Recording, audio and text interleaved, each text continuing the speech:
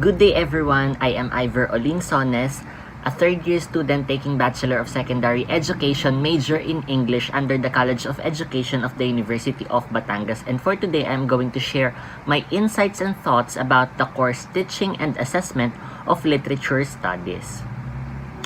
First, let us define what is literature.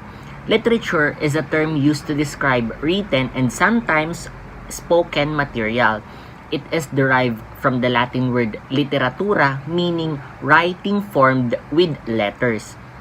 Literature is most commonly the works of the creative imagination, including poetry, drama, fiction, non-fiction, and in some instances, journalism and song. But personally, for me, what is literature? On my thoughts, literature is life. It is the life itself. It reflects to the different perspective of life among the entire universe or the entire world. It reflects to the different ways of living, culture, and life of different people, place of all kinds and ages. And what is the essence of literature? Let us define the essence of literature, or let us highlight the essence of literature by giving its 4 R's. The 4 R's of literature. First is recreation. Literature is a means of reassembling reality.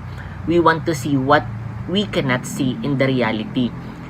By reading literary pieces, we are recreating or we are imagining what happened in the past. Recognition. It helps us recognize the people and their contribution. By having literature, we can recognize the works or the talents of every author that builds the literary piece. Third is redemption. Literature is a means of modification of behavior. When reading literature, it can give us a new perspective on our behavior. It can give us a modification of our attitude or perspective in life.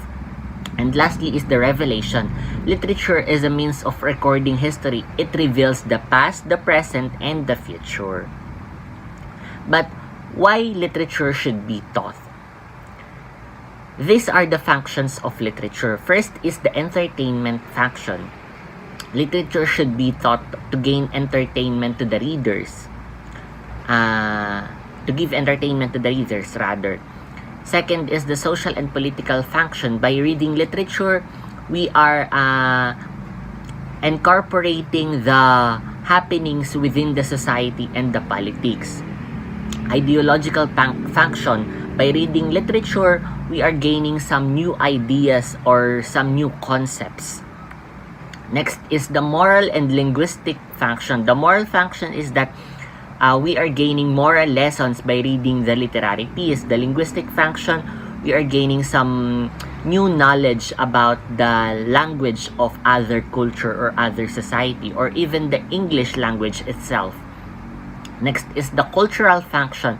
We are having additional knowledge about the livings, the way of livings of other people, their culture, and so on. Next is the educational function. Literature can give additional knowledge or additional educational knowledge to our students.